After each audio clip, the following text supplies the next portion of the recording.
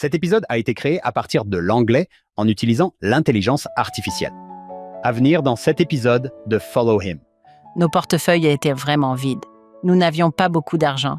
Nous avions beaucoup de choses à faire. Nous travaillions tous les deux à temps plein et Noël approchait. On veut juste acheter le bon cadeau et on veut fêter Noël, et c'est votre premier Noël. Honnêtement, je ne me souviens pas de ce que j'ai offert à Derek, mais je n'oublierai jamais ce qu'il m'a offert. Joyeux Noël de la part de Follow Him. Je m'appelle Hank Smith et je suis votre animateur. Je suis ici avec mon incomparable co-animateur, John By The Way. John, tu es le meilleur co-animateur que j'ai jamais eu sur Follow Him. Tu es incomparable. De toutes les choses que tu m'as dites, Hank, celle-ci en fait partie. Oui, c'est vrai. John, joyeux Noël. Parle-moi du Noël chez les By The Way. Dis-moi ce qui te vient à l'esprit.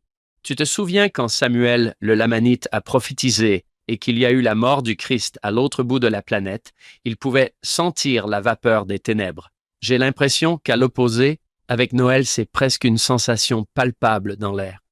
Il y a cette joie du Christ dans l'air et on peut presque la sentir. C'est ce à quoi je pense maintenant que je suis vieux. Est-ce que tu peux sentir cet esprit de Noël partout? J'adore ça, John. Nous avons aujourd'hui le privilège d'avoir parmi nous la présidente Bonnie H. Cordon. John, elle avait déjà le titre de présidente lorsqu'elle était à la direction générale des jeunes filles. Elle est à nouveau présidente. La présidente Cordon est de retour à l'Université Southern Virginia. Présidente Cordon, merci de nous consacrer votre temps. Merci d'être ici. Je suis ravie d'être ici. C'est un honneur d'être avec vous deux. Oh, nous sommes ravis. Nous attendions cela depuis longtemps. Sœur Cordon, si cela ne vous dérange pas, je vais vous appeler Bonnie pour notre épisode. Est-ce que cela vous convient? Je pense que c'est une excellente idée. Bonnie, parlez-nous de Noël et de ce que vous souhaitez faire aujourd'hui. Où voulons-nous aller? Comment peut-on fêter Noël sans le Christ? J'aime beaucoup le fait que cette étude de Noël nous permette de parler un peu du Christ vivant. J'aimerais que vous nous disiez ce que Noël et le Christ représentent pour vous, et peut-être passer en revue certaines choses qui nous aideront à mieux le comprendre pendant le temps que nous passerons ensemble. Je vais peut-être me trahir ici, mais je pense que chaque année, lorsque j'arrive à la nouvelle année, je me dis que j'aurais pu me concentrer davantage sur le Christ. Cela semble m'arriver chaque mois de janvier. On pourrait penser que je m'améliore, et c'est peut-être le cas un peu chaque année. John, je suis sûr que tous nos auditeurs connaissent la présidente Cordon, mais donnons quand même quelques informations sur elle. Oui, avec plaisir. La présidente Bonnie H. Cordon a été présidente générale des jeunes filles de 2018 à 2023. Vous avez dû gérer cette fonction pendant la pandémie de COVID, ce qui a dû être fascinant. Puis, en octobre 2023, vous êtes devenue présidente de la Southern Virginia University. Les Knights, c'est bien ça? Nous sommes les Knights. Il existe une famille fondatrice des Chevaliers à l'Université Southern Virginia. Elle a grandi dans une ferme de 32 hectares à Idaho Falls. Les meilleurs discours que j'ai entendus dans ma vie commencent par « J'ai grandi dans une ferme ». Son père s'appelle Harold G. Hylam et sa mère Carol Rasmussen. Bonnie a également été missionnaire à plein temps au Portugal dans la mission de Lisbonne, puis a servi avec son mari Derek en tant que présidente de la mission de Coritiba au Brésil de 2010 à 2013. Elle nous rejoint actuellement depuis l'Université Southern Virginia et nous sommes très heureux de sa présence parmi nous. John, j'en ai déjà parlé, mais j'ai une place très spéciale dans mon cœur pour l'Université Southern Virginia et la famille Knight. Je les connais depuis toujours. J'ai passé du temps là-bas dans les années 1900, lorsque l'école venait d'ouvrir. John, vous avez parlé de l'esprit de Noël que l'on peut ressentir dans l'air. C'est la même chose à la SVU. On le ressent lorsqu'on se promène sur le campus. Il y a une atmosphère particulière. Il y a une grande réunion en cours. Oui. Hank, j'aimerais ajouter une note personnelle. Une fois, je ne me souviens plus quand. Peut-être après un concert de Noël au centre de conférence ou quelque chose comme ça, j'ai croisé le président Cordon et je lui ai dit que j'avais une fille en mission à Tahiti. Peu après, ma fille Nathalie m'a dit qu'elle avait reçu un très beau courriel du président des jeunes filles et m'a expliqué ce que cela signifiait pour elle. Il y a quelques années, j'ai reçu une photo de mon fils qui a servi dans la mission de Charleston en Virginie occidentale et qui a servi à la SVU. Je vous remercie d'être resté en contact. Cela a beaucoup compté pour moi et pour mes enfants également. Merci. Nous sommes reconnaissants que les enfants By the Way changent le monde, de Tahiti à Buena Vista. C'est formidable. C'est une bonne interprétation. John, je ne crois pas t'avoir jamais dit que mon neveu Braxton, que j'adore, a également servi là-bas. C'est un endroit spécial. Vraiment, et ce n'est pas Buena Vista, c'est Buena Vista. Oui, sa nièce a servi dans cette mission. Elle a servi sur le campus de Buena Vista. Elle en savait beaucoup plus que moi il y a très longtemps. C'est formidable de voir nos missionnaires qui se promènent sur le campus aujourd'hui. Je pense que vous avez une mission formidable. Ils viennent d'avoir 2 baptêmes, un samedi et un dimanche, et c'est remarquable de voir ce rassemblement. Ce sont les jeunes adultes qui se rassemblent et s'enseignent mutuellement à quoi ressemble le Sauveur sur un campus universitaire. C'est merveilleux. Président Cordon, si vous le permettez, certaines personnes qui nous écoutent se demandent ce qu'est la Southern Virginia University. Pouvez-vous nous donner un bref aperçu de ce qu'elle est et de son histoire? La Southern Virginia University est une université privée. En ce qui concerne sa mission, les jeunes qui viennent sur le campus sont principalement des membres de l'Église de Jésus-Christ des Saints des derniers jours, car la mission est basée sur l'Évangile rétabli de Jésus-Christ. Elle n'appartient donc pas à l'Église, mais est privée, et il est remarquable d'être dans des salles de classe où un professeur parle 2 langues, où il peut parler de chimie dans le Christ, de philosophie et de foi. C'est remarquable de voir ces jeunes arriver. Ils ont de grandes capacités de communication, d'esprit critique, et je me suis demandé pourquoi. Pourquoi développent-ils des compétences relationnelles aussi transférables? Je me suis rendu compte que c'est parce qu'ils étudient selon une méthode d'apprentissage de type socratique. Dans le cadre d'un enseignement plus petit et plus personnalisé, les gens connaissent votre nom, le professeur vous connaît dès que vous entrez en classe, ils savent si vous êtes là ou non, mais surtout, ils peuvent entendre votre point de vue et votre compréhension. C'est donc vraiment un espace remarquable pour apprendre. C'est un plaisir de se promener dans les couloirs et d'écouter les histoires de ces jeunes adultes. Je vais vous dire, John, je travaille à l'université Brigham Young à Provo et nous avons un campus magnifique. Mais si vous allez à l'université de l'État de Salt Lake vers la mi-octobre, vous aurez l'impression d'être au paradis. C'est peut-être le cas. Oui, c'est possible. Je pense que c'est à cela que ressemblera le royaume céleste. Quand nous avons un match de football, notre stade surplombe les montagnes Blue Ridge, et je dois me rappeler de baisser les yeux pour regarder le match. Ne regardez pas toutes les belles parties du campus. C'est remarquable. Si vous avez un lycéen dans votre foyer, il est peut-être temps de jeter un œil au site svu.edu. Passons à la leçon « Viens et suis-moi » de cette semaine. Je vais lire le manuel « Viens et suis-moi ». Puis Bonnie, je vous passerai la parole. Nous pouvons parcourir le Christ vivant. Nous pouvons parler de Noël. Faisons ce que vous voulez faire. Voici comment commence le manuel « Viens et suis-moi ». Le prophète Joseph Smith a déclaré que les principes fondamentaux de notre religion sont le témoignage des apôtres et des prophètes concernant Jésus-Christ, qu'il est mort, qu'il a été enseveli, qu'il est ressuscité le 3e jour et qu'il est monté au ciel, et que tout le reste de notre religion n'est qu'un complément à cela. Plus de 160 ans plus tard, cette déclaration a inspiré la première présidence et le Collège des 12 apôtres à publier Le Christ vivant, le témoignage des apôtres, en l'honneur du 2000e anniversaire de la naissance du Sauveur. En tant que saints des derniers jours, nous nous réjouissons de la bénédiction que représente la révélation continue par l'intermédiaire des prophètes et des apôtres modernes. Nous sommes reconnaissants pour leurs paroles inspirées de conseils, d'avertissements et d'encouragement. Mais surtout, nous sommes bénis par leur puissant témoignage de Jésus-Christ à Noël, bien sûr, et tout au long de l'année.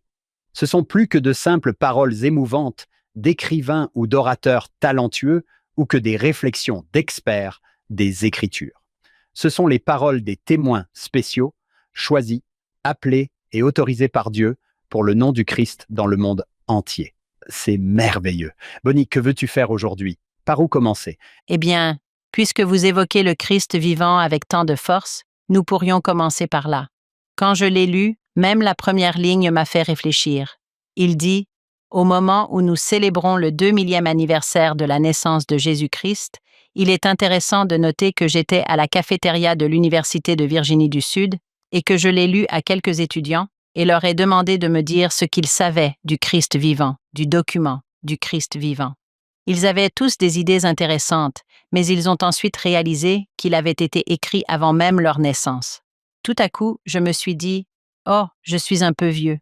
Je leur ai demandé « Quand êtes-vous né ?» Et vous savez, c'était en 2003, 2007.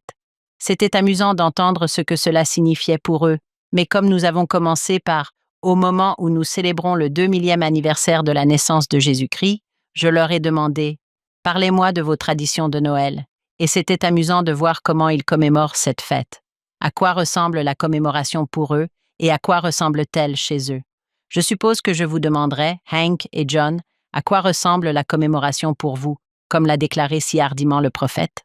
À quoi ressemble pour nous la commémoration de la naissance du Sauveur? Je dois rendre hommage à ma femme Kimberly, qui a ramené à la maison une très belle crèche achetée chez Costco. Elle est magnifique, elle est grande. Puis, ma belle-mère a eu l'idée de mettre des guirlandes lumineuses en dessous, de recouvrir le tout d'un tissu, puis de placer la crèche dessus. Nous voulons qu'elle rivalise avec la beauté du sapin de Noël, afin que ce soit la crèche que l'on voit en entrant dans la pièce. C'est l'une des choses que j'apprécie vraiment chez ma femme et mes beaux-parents. Ils m'ont appris à faire de la crèche le point central de la pièce, et non pas les cadeaux sous le sapin.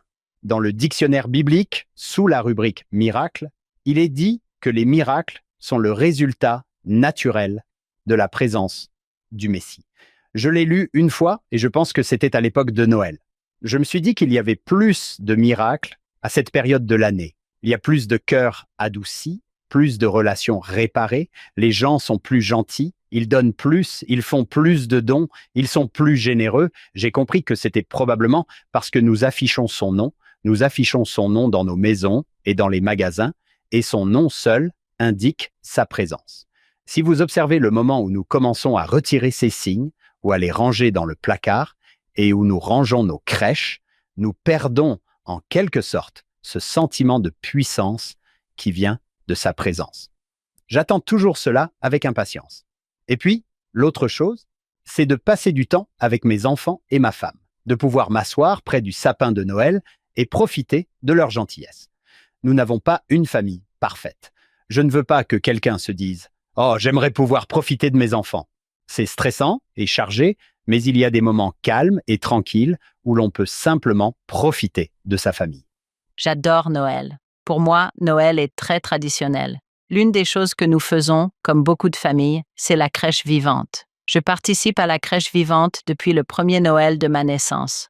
Mes parents jouaient la crèche vivante et, à 9 mois, j'étais l'enfant Jésus, selon ma mère.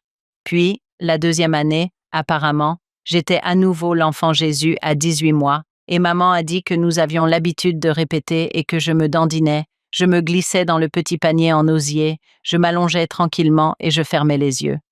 Je pense que ma sœur jouait Marie à l'époque. D'aussi loin que je me souvienne, j'ai toujours été Marie le soir de Noël. Nous portions les costumes traditionnels qui ne changeaient jamais. J'avais toujours un châle blanc au crochet, soit autour de la tête sur les photos, soit autour des épaules. Mes frères portèrent des peignoirs. Nous avions des anges avec des guirlandes. Les bergers portèrent des tubes de papier d'emballage comme bâtons. C'était charmant, chaotique et très artisanal pour moi. Mon grand moment est arrivé juste après que la narratrice ait lu ces mots très familiers. Elle mit au monde son fils premier-né, l'emmaillota et le coucha dans une crèche. C'était mon signal. Je prenais une grande inspiration et je me souviens encore avoir été nerveuse. Je devais chanter en solo « Away in the Manger », ma petite voix loin dans la mangeoire. Pas de berceau pour lit. Le petit Jésus posa sa douce tête. Et c'était tout sauf parfait. C'était désordonné. Mais chaque année, c'était intéressant. Il y avait quelque chose de sacré qui régnait sur toute cette petite troupe de bergers et d'anges faits maison. Nous ne le comprenions pas vraiment, mais en repensant à tous ces Noëls, je me rends compte que Noël est devenu mon propre bosquet sacré. Nous avons souvent entendu dire qu'il y a des événements ou des moments où nous pouvons venir trouver notre bosquet sacré. Ce n'étaient pas des arbres, et je n'étais pas dans les bois, mais c'était dans le salon rempli de personnes que j'aimais, en reconstituant une nuit qui a changé l'éternité. C'était intéressant pour moi, car année après année, nous racontions l'histoire et j'ai réalisé que je ne jouais pas seulement le rôle de Marie. Au bout d'un certain temps, j'ai réalisé que j'en apprenais davantage sur le Sauveur, ligne après ligne, verset après verset, à chaque chanson. Nous chantions donc une chanson, récitions quelques versets, chantions une autre chanson. Et c'est grâce à tout cela que j'ai d'abord appris que Jésus était né, puis, ce qui était intéressant, j'ai appris qu'il avait vécu et j'ai finalement compris au plus profond de mon cœur que Jésus est le Christ. J'ai trouvé très intéressant que Noël soit devenu ma salle de classe. Ces traditions simples sont devenues un temple où j'ai mieux compris le Sauveur. Pour être honnête, je pense que j'ai joué le rôle de Marie jusqu'à mon mariage et que le châle au crochet que j'utilisais était définitivement usé et déchiré. En y repensant, les traditions de mes parents m'ont aidé à comprendre le plan de notre Père céleste chaque mois de décembre et bien sûr tout au long de l'année, mais mes racines spirituelles se sont enfoncées de plus en plus profondément grâce à ces expériences et je me suis dit qu'il n'était pas nécessaire de jouer Marie pendant 20 ans ou plus, mais d'intégrer le Sauveur dans son histoire. Car c'est vraiment cela le miracle de Noël, n'est-ce pas? Que le bébé dans la crèche grandisse pour devenir le Christ qui nous invite à marcher avec lui. Je suis toujours étonnée de voir à quel point les traditions sont puissantes. Derek et moi avons réfléchi à cela et, un jour, alors que nous étions en train d'étudier, nous avons remarqué quelque chose que nous n'avions pas remarqué auparavant, à savoir que les traditions peuvent soit nous ancrer dans le Christ, soit nous éloigner discrètement de lui. Il y a environ un mois, Derek et moi lisions dans Elaman et nous avons appris cette phrase que nous entendons souvent, qui dit qu'ils ont sombré dans l'incrédulité à cause des traditions de leur père. 2 chapitres plus loin, dans 3 Néphi, nous avons rencontré un peuple différent. Ce peuple attendait avec constance la venue du Christ. Il y avait là quelque chose d'intéressant. Il était dit que leur tradition leur donnait de la force. Lorsque les incroyants ont fixé un jour précis pour exécuter tous ceux qui croyaient encore. J'ai trouvé intéressant que dans le récit de 3 Néphi, il soit dit que lorsque le prophète Néphi sortit, il se prosterna sur la terre et implora son Dieu avec force en faveur de son peuple. Oui, ceux qui étaient sur le point d'être détruits à cause de leur foi dans les traditions de leur père, 2 chapitres plus loin. D'une part, ils s'éloignaient de la foi à cause des traditions de leur père, et d'autre part, au moment de la naissance, ils allaient être détruits à cause de leur foi dans les traditions de leur père, parce qu'ils croyaient en Jésus-Christ. Et il arriva qu'il cria avec force au Seigneur tout ce jour-là, et voici, la voix du Seigneur lui parvint, disant « Lève la tête et sois de bonne humeur, car voici, le moment est proche, et cette nuit-là, le signe sera donné. Et demain, je viendrai dans le monde pour montrer au monde que j'accomplirai tout ce qui m'a été fait dire par la bouche des saints prophètes. » Quand vous m'avez interrogé sur les traditions, je me suis dit, c'est intéressant de voir quelles traditions m'attirent vers le Sauveur et quelles traditions sont bonnes, meilleures, excellentes, selon le président Hawkes. Nous avons actuellement une tradition dans notre famille pour Noël.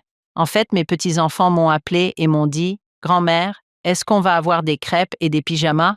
Quand est-ce que tu rentres à la maison? » La tradition des crêpes et des pyjamas a commencé quand j'étais présidente générale des jeunes filles.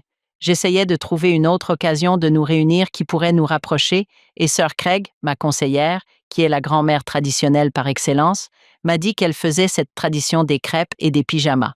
Maintenant, chaque année à Noël, nos petits-enfants reçoivent leur pyjama ou leur pyjama de Noël et nous sommes tous assortis, de l'arrière-grand-mère jusqu'au plus petit. C'est amusant, c'est confortable, c'est bruyant. Nous en avons fait notre tradition. Après avoir lu ces écritures, Derek et moi nous sommes regardés et nous nous sommes demandé en quoi cette tradition nous relie-t-elle au Christ. Nous avons pensé qu'il y avait certaines traditions. Nous nous réunissons en famille, nous prions, nous rions, et ce sont toutes des choses qui nous rapprochent du Christ. Derek a dit avec beaucoup de sagesse. Y a-t-il quelque chose que nous pourrions faire pour rendre cela plus intentionnel? J'ai pensé, oui, que pourrions-nous faire pour les crêpes et les pyjamas cette année? Nous allons essayer quelque chose de nouveau. Nous allons attacher de petits numéros aux crèches que nous avons rapportés du monde entier et nous laisserons les enfants les déballer et les disposer comme ils le souhaitent dans la maison, de 4 à 10 ans, car nous n'avons que des petits-enfants. Nous verrons bien. Cela risque d'être le chaos, mais nous leur demanderons ensuite « Qu'a fait l'enfant Jésus pour vous? Qu'a fait notre Sauveur pour vous cette année? Ou quelque chose qui vous a marqué? » Nous verrons bien. Je reviendrai vous dire si cette tradition nous a rapprochés du Christ ou si c'était le chaos. C'est intéressant, le pouvoir d'une tradition. Oui, c'est merveilleux. Nous avons certaines traditions que nous pourrions modifier légèrement. Il n'est pas nécessaire de les abandonner complètement, comme vous l'avez fait, en disant « Bon, supprimons les crêpes pour toujours ». Non, modifions-les légèrement. J'adore cette idée. Nous organisons des conférences et nous mangeons des crêpes. Nous mangeons toujours des crêpes lors de la conférence générale. Maintenant, je pense que nous devrions ajouter aux crêpes de la conférence en Christ. Qu'espérez-vous apprendre aujourd'hui? C'est une idée merveilleuse. Les traditions peuvent nous mener dans cette direction. Les traditions peuvent nous mener dans cette direction, en déclin ou en croissance. Merci pour cela. Lorsque vous vous êtes décrit comme l'enfant Jésus, c'était très mignon. J'ai pensé au premier chapitre de Néphi, au chapitre 11, où l'ange apparaît à Néphi.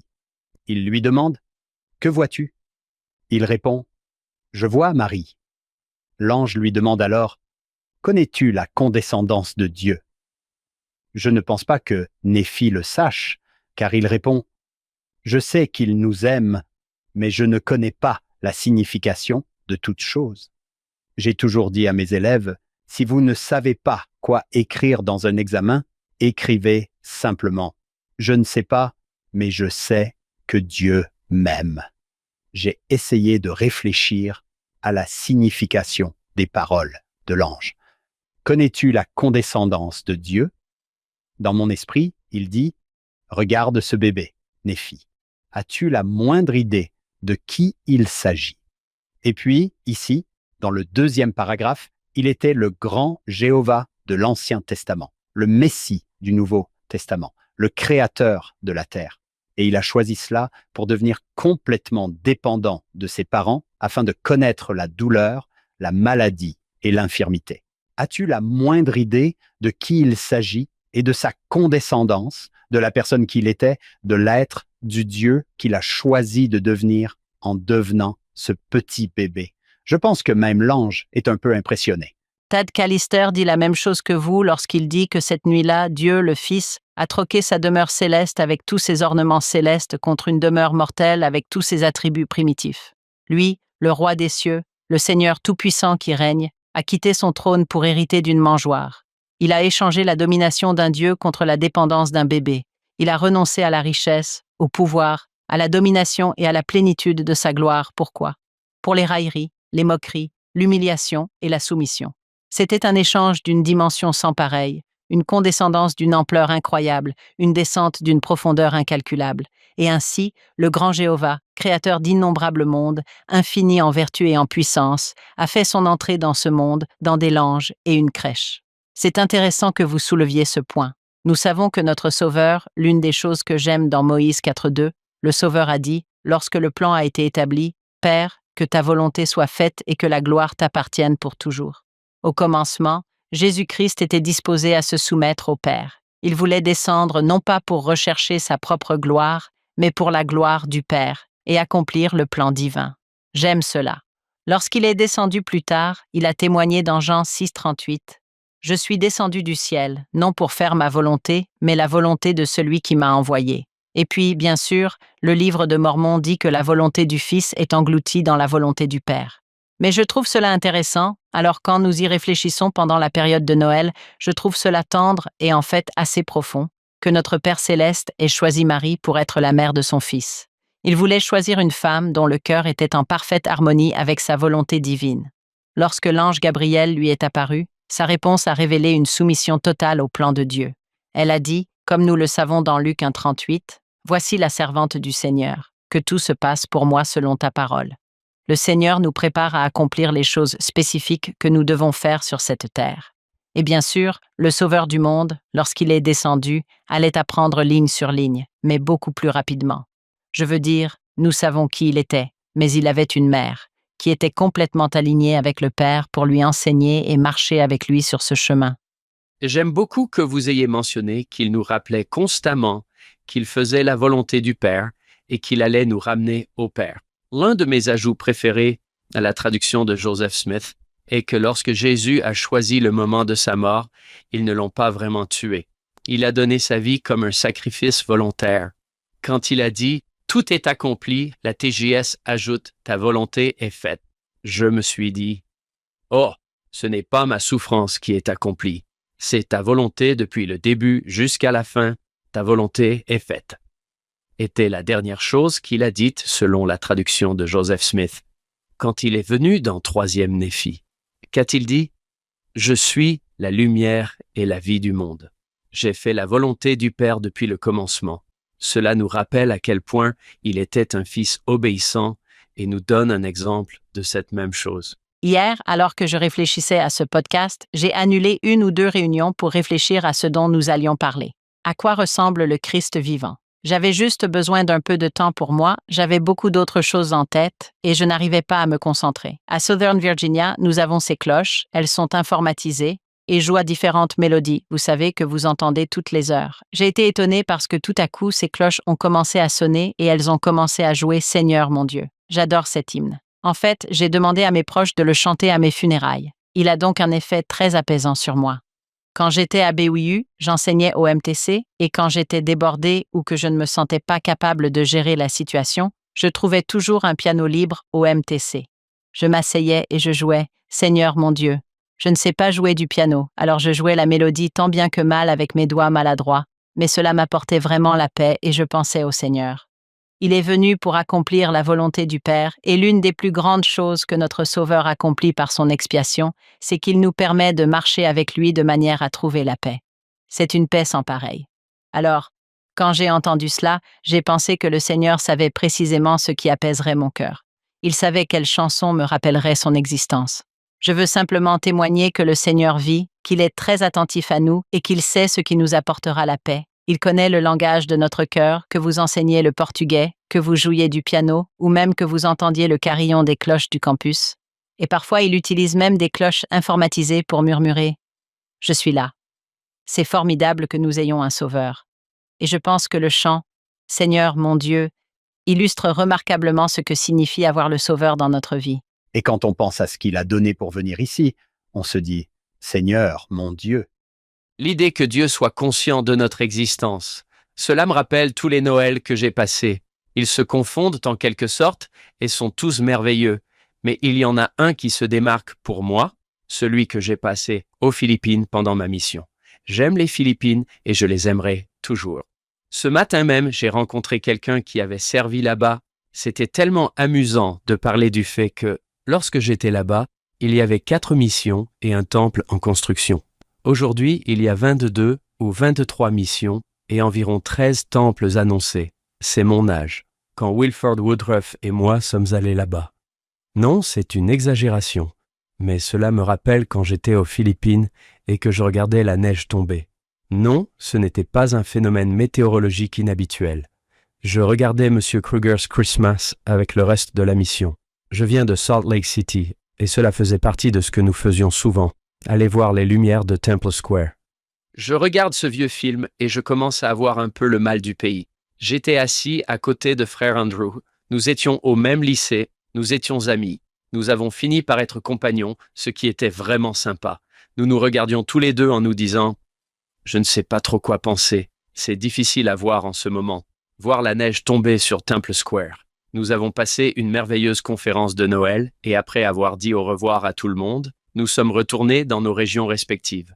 Nous avons passé le jour de Noël à faire ce que nous faisions d'habitude. De retour dans ma région, j'étais à Binalonan, dans les basses terres, où il faisait beau, chaud et humide. Et je me promenais le jour de Noël.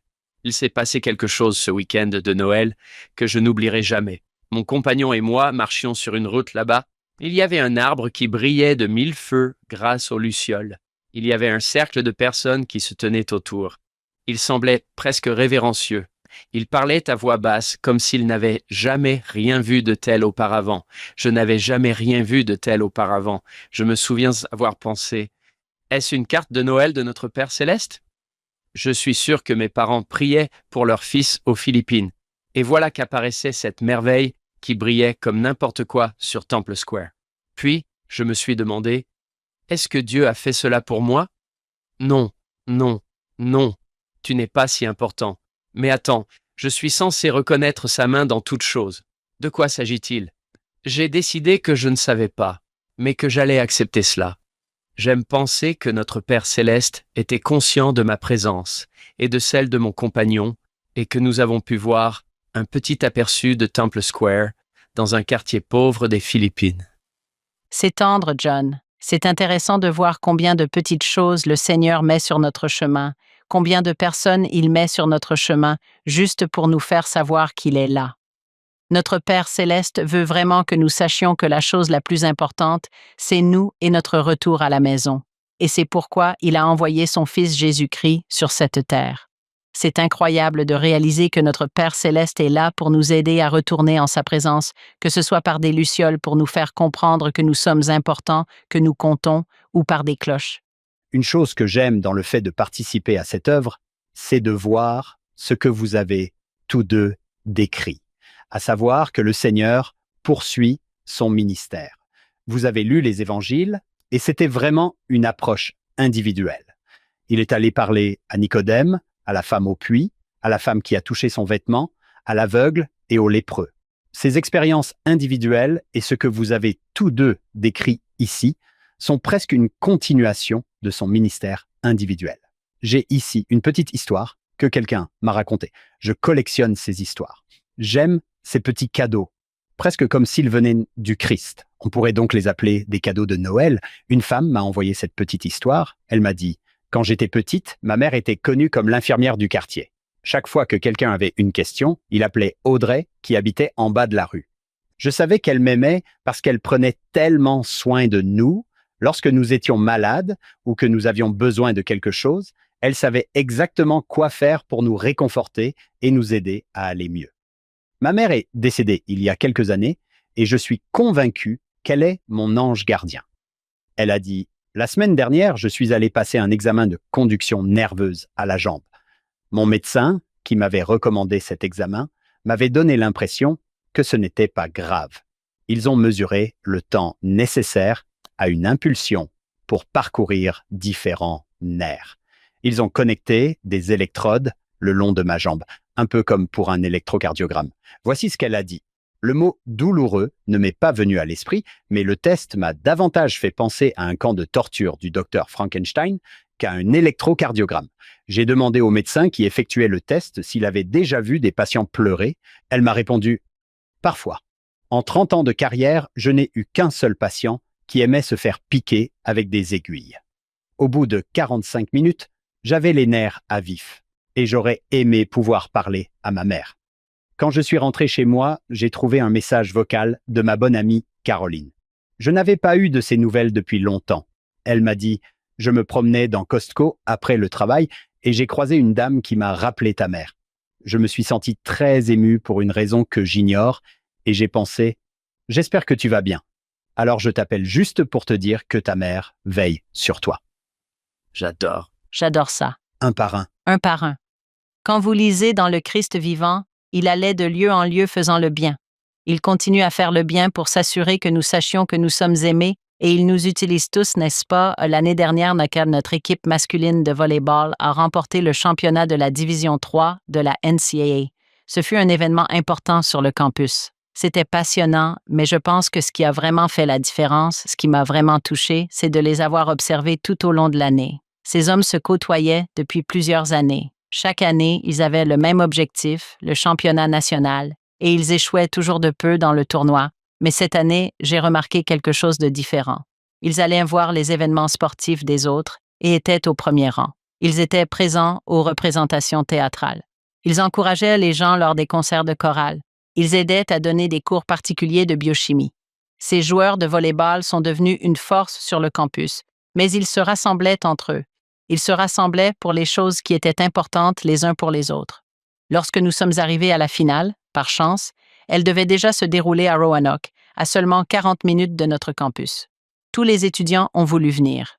Oui, c'était un match sympa, ils voulaient venir parce que l'équipe de volleyball était devenue leur amie. Tous les membres de l'équipe de volleyball leur avaient, d'une manière ou d'une autre, montré le Christ et leur avaient fait comprendre qu'ils comptaient. Quand ils sont arrivés, au moment du smash final, tout le monde a eu l'impression d'avoir gagné le match, que leur meilleur ami était celui-là parce qu'il était devenu leur meilleur ami. Le pouvoir du Sauveur quand il faisait le bien et que son évangile était un message de paix et de bonne volonté, comme le dit le Christ vivant, il exhortait tout le monde à suivre son exemple. Bien sûr, nous ne pouvons pas ressusciter les morts ni rendre la vue aux aveugles, mais nous pouvons aider les gens à comprendre qui est le Christ. Je suis simplement reconnaissant pour l'exemple du Sauveur à Noël. N'aimez-vous pas Noël? C'est une période joyeuse. Les gens sont plus gentils. Les porcs épiques ont des listes. Des piquants. Des arêtes vives. C'est vraiment électrisant. Quand je pense à la venue du Sauveur et à tout ce qui est dit dans le Christ vivant sur qui il est et ce qu'il fait, vous savez soumettre sa volonté au Père. Quand ces 15 hommes parlent du Sauveur, je veux le recevoir. Je veux avoir le Sauveur dans ma vie. Le pouvoir de recevoir est une chose intéressante. Derek et moi étions sur le point de célébrer notre premier Noël ensemble, notre tout premier Noël en tant que mari et femme, mais comme si cela ne suffisait pas, nous attendions également notre premier enfant. Nous n'avions pas prévu d'avoir un bébé pendant notre lune de miel, mais prêt ou non, ce petit bonhomme allait rejoindre notre famille. À l'époque, nous étions encore étudiants à plein temps à l'université Brigham Young. Nous étions tous les deux en dernière année. Nous essayions de rassembler suffisamment d'argent pour pouvoir payer les couches, les manuels scolaires et les frais de scolarité. Nous travaillions. Nous essayions de comprendre comment être mariés. Pendant tout ce temps, je me réveillais avec des nausées matinales, mais j'aurais dû plutôt les appeler nausées matinales, après-midi et soirée, car elles ne s'arrêtaient jamais pendant cette première grossesse. Nos portefeuilles étaient vraiment vides. Nous n'avions pas beaucoup d'argent, nous avions beaucoup de choses à gérer. Nous travaillions tous les deux à plein temps et Noël approchait. On veut acheter le bon cadeau, on veut fêter Noël, et c'est notre premier Noël. Honnêtement, je ne me souviens pas de ce que j'ai offert à Derek, mais je n'oublierai jamais ce qu'il m'a offert. Avant d'être enceinte, l'une de mes plus grandes joies était de courir. Courir était ma façon de prier. Courir est l'un des moyens que j'utilise pour passer du temps avec le Seigneur et je reçois beaucoup de révélations lorsque je cours, car j'ai de superbes conversations avec le Seigneur. J'adore lasser mes chaussures de course et laisser tout le reste s'envoler. Derek savait cela à mon sujet. Il m'avait vu courir. Nous courions ensemble lorsque nous étions fiancés. Après notre mariage, il m'a dit qu'il n'aimait pas courir. Il n'était donc plus mon partenaire de course. Il savait pourquoi c'était important pour moi et, avec son cœur gentil et attentionné, il voulait m'offrir quelque chose que j'aimais. Il a économisé son argent et avec ses moyens limités, il m'a acheté de nouvelles chaussures de course. C'est un cadeau magnifique, attentionné et parfait. Des chaussures de course. Mais le matin de Noël, j'étais enceinte de 8 mois. J'avais mal partout. Je me sentais vulnérable. Je ne pouvais pas dormir. J'avais du mal à monter la colline qui menait au campus, alors courir était hors de question. J'étais épuisée émotionnellement et submergée par les sentiments. J'avais peur de la maternité, de l'obtention de mon diplôme et de ce que nous allions faire de ce bébé. Quand j'ai ouvert la boîte et que j'ai vu les chaussures, je n'ai pas accepté le cadeau. Du moins, pas vraiment. Au lieu de me sentir aimée, je me suis sentie exposée. Je me suis demandé si Derek pensait que j'avais besoin de me remettre en forme, s'il pensait que je n'étais pas assez bien, s'il pensait que ce cadeau était destiné à me réparer. En réalité, le problème ne venait pas du cadeau. Le problème venait de la façon dont je l'avais reçu. Derek m'avait offert son amour et je l'avais pris comme une critique. Ma réaction l'a blessé. En fait, cela nous a blessés tous les deux, car la joie qu'il espérait me procurer s'est retrouvée brouillée par mon manque de confiance en moi. Ce n'était pas la première fois que j'avais du mal à recevoir un cadeau, mais c'était l'une des plus importantes. Hier soir, je regardais un match de basket de Southern Virginia. Nous avons remporté une victoire passionnante, mais j'ai remarqué à quel point la réception était active. Quand il lançait une passe sortie de nulle part, la personne qui la recevait, je veux dire tous les yeux, toutes les mains, les pieds, le corps, se concentrait sur ce ballon. Il recevait les rebonds, il recevait même les instructions de l'entraîneur. J'ai remarqué que lorsqu'ils étaient tous impliqués, ils étaient tous impliqués. Recevoir est une expérience qui engage tout le corps. J'ai pensé que recevoir le don du Seigneur exigeait la même disposition, je suppose. Je me suis donc demandé ce qu'il fallait pour recevoir.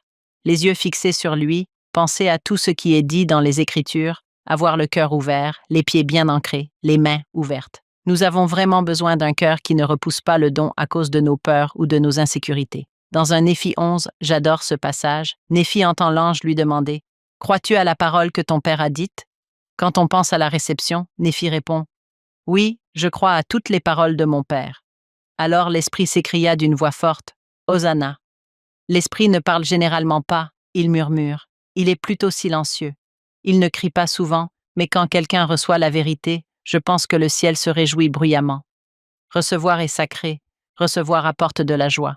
Je pense que recevoir apporte la transformation lorsque nous recevons le Sauveur. J'aime la fin de Le Christ vivant où il est dit « Dieu soit loué pour le don sans pareil de son Fils divin » et je me suis dit « J'espère que ce don, la puissance de ce don, n'est jamais mesurée par celui qui le donne, mais par celui qui le reçoit. » Le Christ est le plus grand don qui ait jamais été fait. Je me demande toujours, est-ce que je le reçois vraiment? À quoi cela ressemble-t-il? À quoi ressemble le fait de recevoir ce grand don? C'est une histoire très émouvante. Le Sauveur nous offre tellement. La manière dont nous recevons est déterminante pour ce que nous vivons. Bethléem est l'offrande de Dieu, ne pensez-vous pas? Et l'expiation est le don de Dieu, mais le discipulat, c'est nous qui recevons tout cela. J'aime beaucoup cette phrase tirée de Joy to the World. Que la terre reçoive son roi. Quelle histoire touchante. Merci de l'avoir partagée. Le Seigneur nous offre le don du repentir. Il ne veut pas que nous nous cachions. Il veut que nous nous repentions. Il veut pardonner. C'est ce qui est si incroyable. Il nous offre et veut que nous pardonnions et que nous recevions le don de sa miséricorde. C'est une très belle façon de le dire. Je suis toujours émerveillée par ce que signifie recevoir à Noël. Avez-vous déjà reçu quelque chose qui vous a procuré une joie immense ou reçu quelque chose dont vous vous êtes dit « je ne l'ai pas très bien reçu » ? Oui, je déteste dire cela, mais vous nous avez raconté cette histoire. Alors je peux vous dire que je n'ai pas encore appris à apprécier les cadeaux faits maison. Quand mes enfants m'apportaient quelque chose en me disant « Hé, j'ai fait ça », ma femme me reprochait de ne pas réagir de manière plus enthousiaste. Je me demandais à quoi cela pouvait bien servir. C'était un cadeau fait maison. Je m'empressais de le jeter. J'ai vraiment dû réfléchir à la manière de le recevoir. J'ai vraiment dû réfléchir, d'accord, imaginer mon enfant en train de faire cette chose et de travailler très dur et à quel point il est excité de me l'offrir et cela est devenu plus facile. Je déteste dire que j'ai été ce genre de personne pendant un certain temps. Recevoir est une chose intéressante. Vous savez, pensez à la naissance du Sauveur, à ce que cela a été pour les bergers de recevoir le message de quitter leur troupeau. Qu'avez-vous fait de ce message que vous avez reçu? À quoi cela ressemble-t-il de quitter le troupeau et de partir, puis de penser à eux après qu'ils aient vu l'enfant, vu le Sauveur du monde, et qu'ils soient allés le dire à tout le monde? Ils ne sont pas retournés vers les moutons. Ils ont mis de côté les choses du monde et ils ont parlé de lui au monde. C'est tellement actif. J'ai réfléchi à ce à quoi cela ressemble de le recevoir à Noël. Bonnie, c'était merveilleux jusqu'à présent. Merci pour cette histoire. Continuons. Que voulez-vous faire ensuite? Il y a une partie de Living Christ qui a été vraiment marquante pour moi. J'étais à un FSI en Allemagne. Nous étudions Living Christ dans le cadre du FSI. C'était multilingue. Il y avait de l'arménien, de l'allemand, des langues partout, et tout le monde étudiait Living Christ dans sa propre langue, ce qui rendait la discussion un peu difficile. C'était plutôt une étude silencieuse, chacun dans son coin, et je lisais Le Christ vivant en méditant, et une partie m'a particulièrement marquée, celle où il est dit qu'il a enseigné les vérités de l'éternité. La réalité de notre existence prémortelle, le but de notre vie sur terre, le potentiel des fils et des filles de Dieu, et la vie à venir. Tout au long de Le Christ vivant, il a enseigné le plan. Il était si assidu dans l'enseignement du plan. Deux choses m'ont particulièrement marqué. L'une des choses du plan que je trouve vraiment incroyable est la possibilité de venir sur cette terre. J'avais lu auparavant que le Sauveur du monde, qui a créé des mondes sans nombre, qui a tant fait, est descendu sur terre sous la forme d'un bébé. Mais je me demande s'il attendait vraiment avec impatience cette occasion de venir sur cette terre, car il allait recevoir un corps. C'est l'un des plus grands plans de notre Père céleste, que nous puissions progresser et avoir un corps physique. J'étudiais Doctrine et Alliance 138. Bien sûr, il parlait de ce qui se passait pendant la période de la résurrection, l'espace de 3 jours. Qu'a-t-il fait? Il est allé vers les esprits en prison. À quoi cela ressemble-t-il? Il est réellement allé vers eux et leur a enseigné afin qu'ils puissent partir. Ensuite, les justes pouvaient aller enseigner aux esprits. Mais Doctrine et Alliance 32-50 est intéressant. Lisez peut-être les versets 49 et 50. Voici la section 138 qui commence au verset 49. Tous ceux-là et bien d'autres encore. Même les prophètes qui habitaient parmi les Néphites et qui avaient témoigné de la venue du Fils de Dieu se mêlaient à la vaste assemblée et attendaient leur délivrance, car les morts considéraient la longue absence de leur esprit de leur corps comme un esclavage. Le Seigneur les instruisit et leur donna le pouvoir de sortir après sa résurrection d'entre les morts pour entrer dans le royaume de son Père, où ils seraient couronnés d'immortalité et de vie éternelle. Quand vous pensez au verset 50, dites-moi ce qui vous vient à l'esprit. Nous allons vouloir retrouver notre corps, Ils considéraient leur longue absence comme un esclavage. Nous en avons besoin pour progresser, car grâce à la résurrection du Sauveur, nous retrouverons notre corps. On dirait que c'est un cadeau dont, une fois qu'on l'a reçu, on ne veut plus jamais se passer. Je ne peux pas trouver la paix sans lui. C'est une excellente réflexion. L'un des buts de notre vie ici-bas est évidemment de retourner en présence de notre Père céleste. Mais vous pensez que l'importance du corps est intéressante, car l'adversaire n'aura jamais de corps. Il attaque surtout le corps. C'est quelque chose qu'il ne peut pas avoir, et je pense qu'il est important pour nous de nous souvenir de l'importance de ce principe et de ce concept, et du don que représente le fait d'avoir ce corps. C'est pourquoi il est si remarquable qu'une partie de cette expiation soit la résurrection, que le Sauveur soit ressuscité, que son corps et son esprit aient été réunis. Lorsque nous nous arrêtons pour réfléchir à la puissance de notre corps physique et à son importance, nous sous-estimons parfois l'importance d'en prendre soin. J'ai été intrigué par la suite lorsqu'il dit qu'il a institué la Sainte Seine comme symbole de son grand sacrifice expiatoire. Lorsque vous vous arrêtez pour réfléchir à ce symbole de son grand sacrifice expiatoire, à tout ce qu'il a fait pour que nous puissions retourner auprès du Père, quels sont les symboles de la Sainte Seine? Son corps et son sang. Parmi toutes les choses qu'ils auraient pu choisir pour symboliser le sacrifice du grand Sauveur et Rédempteur, je trouve intéressant qu'ils aient choisi le corps et le sang. C'est fascinant d'y réfléchir lorsque l'on réalise les grands dons que le Seigneur nous fait en venant sur cette terre. C'est une joie, quelle que soit la situation dans laquelle se trouve notre corps, d'avoir réellement un corps.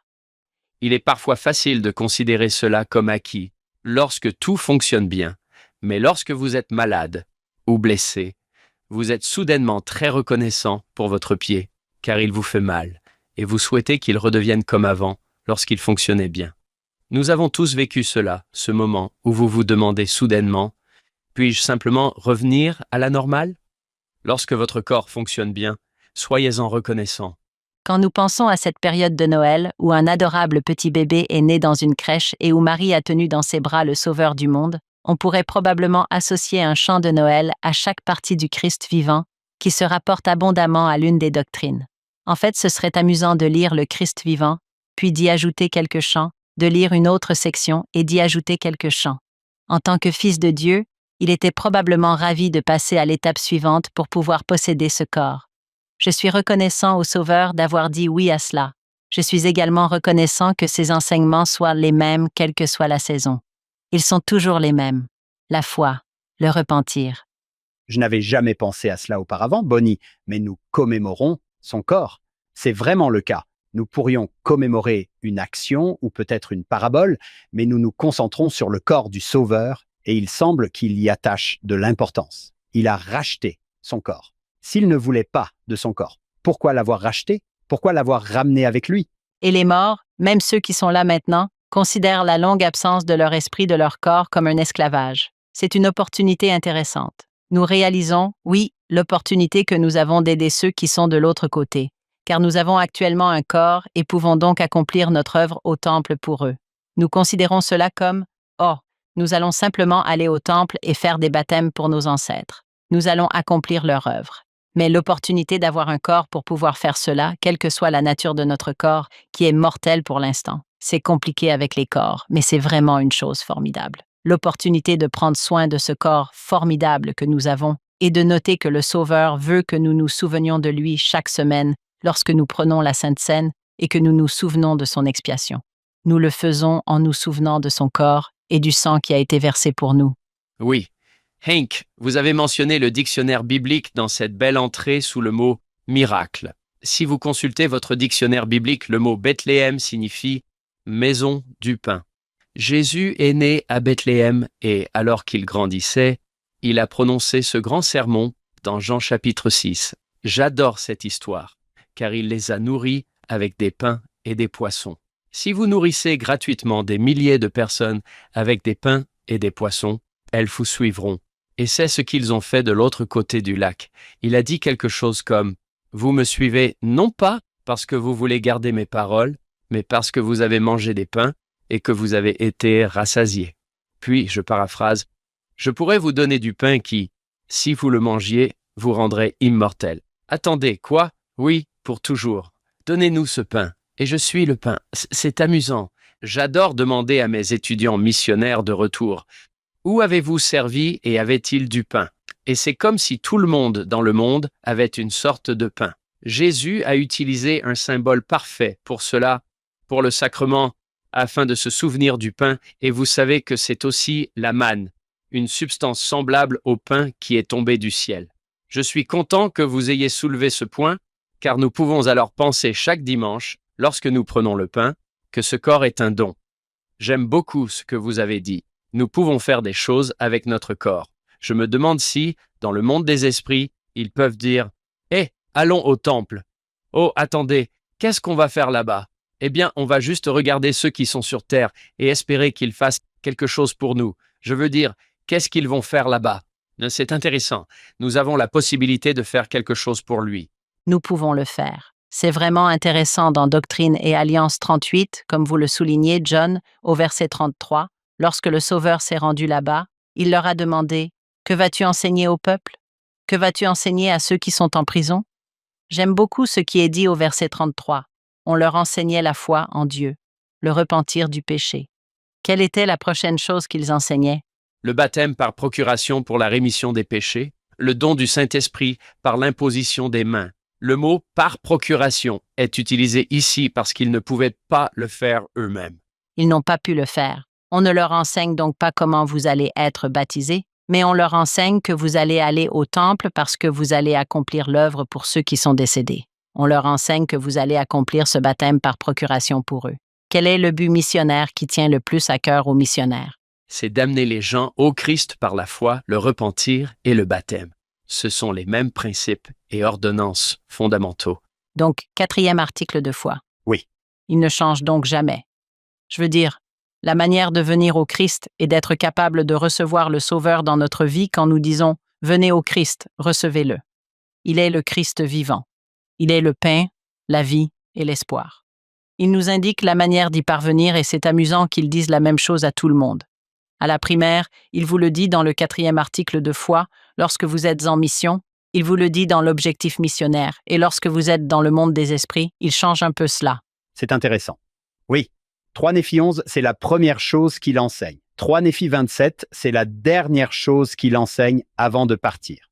J'ai toujours pensé que lorsque le Sauveur reviendra, si nous ne sommes pas sûrs que c'est lui, il suffira d'attendre de voir de quoi il parle en premier.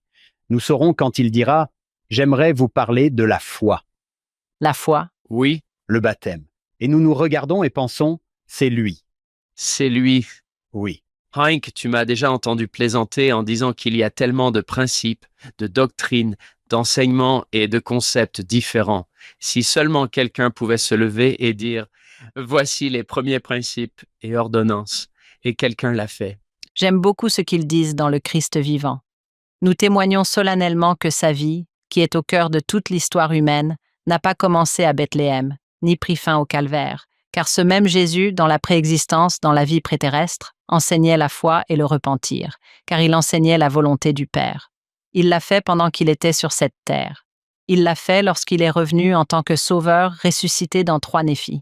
Il l'a même fait pendant la période entre sa mort et sa résurrection. Il a enseigné la foi, le repentir, le baptême par procuration. Quelqu'un nous a fait remarquer plus tôt cette année, Bonnie, que même Joseph Smith, entre 1820 et 1830, a connu la foi, la première vision, le repentir. La repentance, la perte des 116 pages. Richard Bennett a écrit un article intitulé « Soigneusement formé aux premiers principes », dans lequel il explique qu'il ne l'a pas simplement inventé, mais qu'il l'a vécu. Puis le baptême, puis le Saint-Esprit. J'adore ça. Vous savez, même dans la première vision, il est allé avec l'espoir d'être pardonné de ses péchés. Il avait un cœur repentant.